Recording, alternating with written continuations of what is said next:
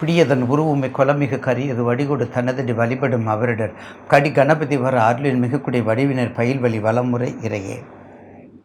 ஈசனே சிவகாமி நேசனே என ஈன்ற தில்லைவாழ் நடராஜனுடைய திருவடி தாமரையை வணங்கி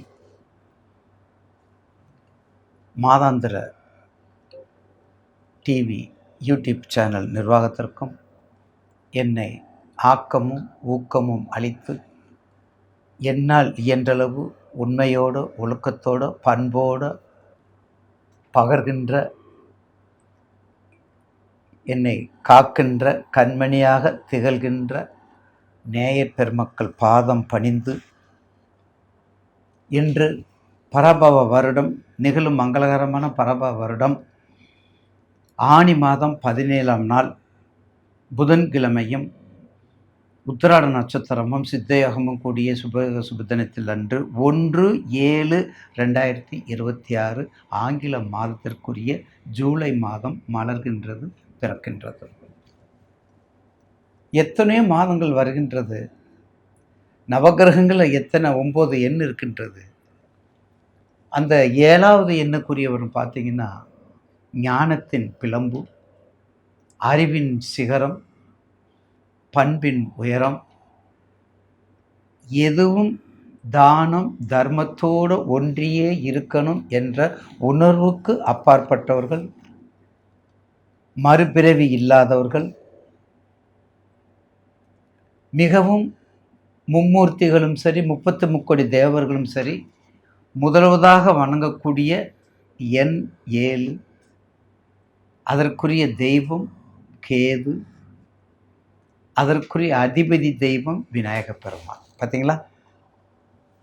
அப்படிப்பட்ட 7ஆம் நம்பருக்குரிய மாதம் இந்த சிறப்பு மிக்க மாதம். அதனால தான் சொல்கிறேன், என்றைக்குமே 9 எண்களில் 7 மிகவும் பெருமையும் சிறப்பும் உயர்ந்த நோக்கம் கொண்ட நண்பர். அதுக்குரிய மாதம்தான் ஜூலை.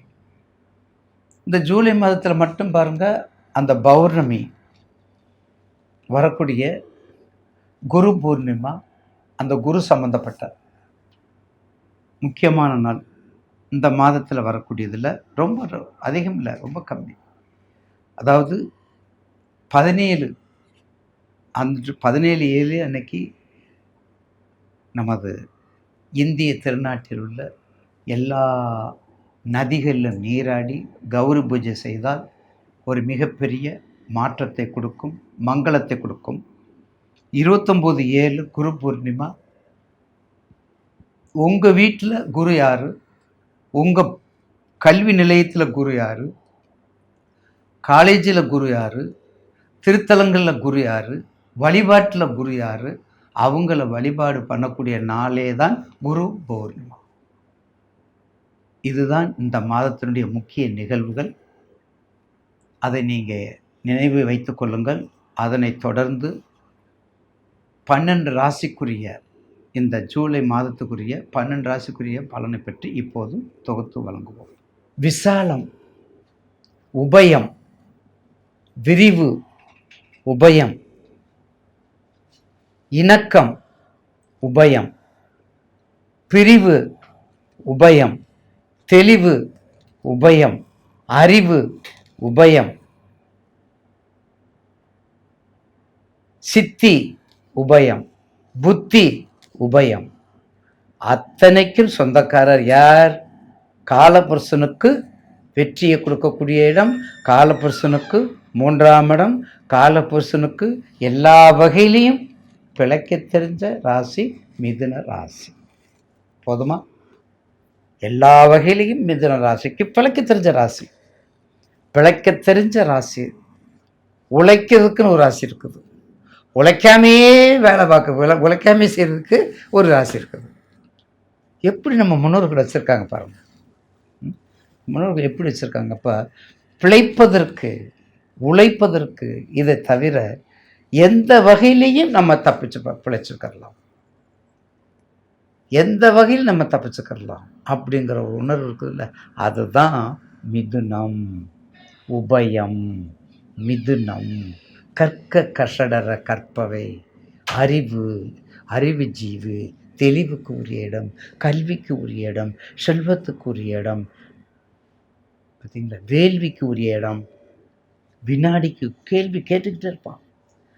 இந்த மிதுனராசிக்காரன் பாருங்களேன், ஆராய்ச்சி, உபயம், சரலக்கணம், சிறலக்கணம், உபயலக்கணம். உபயத்தில் உள்ளதான் கேட்டுக்கிட்டே இருப்பான். என்ன சொல்லணும், ஏது சொல்லணும் சொல்லி கேட்டுக்கிட்டே இருப்பான். அப்படிப்பட்ட உபய லக்கணம், உபய ராசி. இப்போது நம்ம பார்க்க வேண்டியது காலபுருஷனுக்கு 3வது ராசி மிதுன ராசி. ராசிநாதன் 2ல் புதன் இருக்கிறார். அப்போ 2ல் புதனோடு சேர்ந்து குரு இருக்கிறார். குருவோடு சேர்ந்து சுக்கிரன், 3 சுபக்கரங்கள் இருக்கின்றன. உங்களுடைய ராசிக்கு 1, 2, 3ல் கேது இருக்கிறார். அடுத்த குழந்தை பாக்கியங்கள், அடுத்து கல்வி சம்பந்தப்பட்ட வேலைகள், அடுத்து அதாவது வெளிநாட்டுக்கு போகிறது, வெளிநாட்டுக்கு. ஏன்னா உங்களுக்கு காற்று ராசி, நிலம் நெருப்பு காற்றுன்னு சொல்ல பார்த்தீங்கன்னா, நீர் நெருப்பு நிலம் காற்று, பஞ்சபூதங்களில் காற்றுக்குரிய ராசி, உபயத்துக்குரிய ராசி. அங்கே எம்பெருமான் சூரியன் இருக்கார், 3க்குரிய உங்களுடைய ராசிநாதனார் உங்களுடைய ராசி வீட்டில் இருக்கார். அப்போ எவ்வளோ சிறப்பாக இருக்கணும். நீங்கள் எல்லா வகையிலும் தெளிவு குருவின் திருமேனி காணும், தெளிவு குருவின் திரு நாமம் செப்பல் அப்படின்னு திருமந்திரத்தில் சொல்லுவோமே, அந்த அளவுக்கு கல்விக்கும் அறிவுக்கும் ஞானத்துக்கும் பிறப்புக்கும் முக்கியத்துவம் கொடுக்கக்கூடிய ராசி மிதுன ராசி. பேச மாட்டீங்க, செயலில் செய்யக்கூடியவங்க நீங்கள் தான். வாக்குக்கு அதிபதி, சொல்லின் செல்வர், வேதத்தின் வித்தகர், எல்லாமே சரஸ்வதி சம்பந்தப்பட்ட இடம். அதனால தான் மிதுனத்துக்கும், அதாவது ஆனி மாதத்துக்கும் புரட்டாசிக்கும் முக்கியத்துவமாக கொடுத்துருக்காங்க. பாருங்க, இப்போ இந்த ஆனி மாதம் சொல்கிறோம் பார்த்தீங்கன்னா, இந்த ஆனி மாதம்தான், இந்த மிதுனத்துக்குரிய ஆனி மாதம்தான் மகத்தான மாதம். அதோடு நமக்கு உத்தராயணம் முடியுது, அடுத்து தட்சணாயணம் ஆரம்பிக்குது. அது ஆணி திருமஞ்சனத்தோடு முடியுது. நடராஜ பெருமானுடைய மிகப்பெரிய உற்சவம், மிகப்பெரிய திருவிழா அதோடு முடியுது. அப்படிப்பட்ட மிதுனராசி நேயர்களுக்கு இந்த மாதம் மிக மிக மிக அற்புதம், மிக மிக மிக செல்வம், மிக மிக உங்களுடைய எதிர்காலம் சிறப்பதற்கு கண்டிப்பாக எல்லா நடராஜ பெருமான் கண்டிப்பாக அருள் கொடுப்பார். ஏன், எதுக்கு இவ்வளோ போல்ட்டாக சொல்கிறோம்? உங்கள் ராசிக்கு 2ல் குரு உச்சம் பெற்று இருக்கின்றார். போதுமா? உங்கள் ஜென்ம குருவாக இருந்த உங்கள் வீட்டில் இருந்த குரு இப்போ எங்கே இருக்கார்? உச்சம் பெற்று உங்கள் ராசிக்கு 2ல் இருக்கார். 2ஆம் இடத்துக்கு விளக்கம் அதிகமாக சொல்லியிருக்கிறேன், நேயர்கள் தெரிஞ்சிருக்கும். 2ஆம் இடத்துக்கு ஒரு இடத்த உங்களுக்கு சொல்லியிருக்கிறேன். என்னதான் புதனுக்கு சத்துருவாக இருந்தாலும் 2ஆம் இடத்துக்குரிய பாவக தன்மையை மாற்ற முடியாது. 2ஆம் பாவத்துக்குரிய நன்மையை கெடுக்க முடியாது. 2ஆம் பாவத்துக்கு உரிய தன்மையும் கெடுக்க முடியாது. எல்லா வகையிலையும் கொடுக்கக்கூடியது, எல்லா வகையிலும் வருமானத்தை கொடுக்கக்கூடிய குரு உங்கள் ராசிக்கு 2ல் அமர்ந்து உச்சம் பெற்று இருக்கின்றார், நட்பு வீட்டில் இருக்கின்றார். ரொம்ப முக்கியம். உச்சம் பெறுவதும் முக்கியம், அதோட நட்பு வீட்டில் இருக்கிறது சால சிறந்தது. அப்படிப்பட்ட மிதுன ராசி நேயர்களுக்கு நிச்சயம் உங்கள் ராசிக்கு பாருங்கள், 10ல் கர்மாதிபதி, 9ல் ராகு, சொல்லவே வேண்டாம், நட்பு கிரகம். அப்போ மிதுன ராசிக்கு ராகு திசையில் சனி புத்தி சூப்பராக இருக்கும், 7ன்னு பயப்படாதீங்க. அதே மாதிரி சனி திசையில் ராகு புத்தி, சுக்கிர திசையில் சனி புத்தி, சனி திசையில் சுக்கிர புத்தி, அப்படி எடுத்துக்கோங்க. அந்த மாதிரி பிரிச்சுக்கோங்க. உங்களுடைய ராசிக்கு யார் நல்லவன், உங்களுடைய ராசிக்கு யார் யோகநாதன், யார் அவயோகம், உங்களுக்கு யோகாதிபதி யார், பாதகாதிபதி யார், இப்படி பிரித்தா தான் நம்ம ஜெயிக்க முடியும். நவக்கிரகத்திட்ட சும்மா அரைச்சிக்கிட்டு இருந்தா புண்ணியமே கிடையாது. ஆக மொத்தம் இந்த மாதம் உங்களுக்கு சூரியன் உங்கள் மாதத்தில் இருக்கார், ஆனி மாதமாக இருக்கிறீங்க, மிதுனத்தில் இருக்கிறீங்க.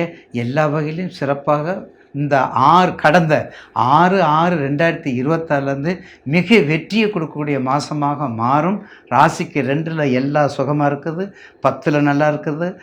அந்தந்த இடத்துக்குரிய தனத்துக்குரியவங்க தனத்தில், தொழிலுக்குரியவங்க தொழிலில். நல்லா புரிஞ்சுக்கோங்க நேயர்கள். கர்மம்னா தொழில் 10, அங்கேயே பாருங்கள் சனீஸ்வரர் இருக்கார்.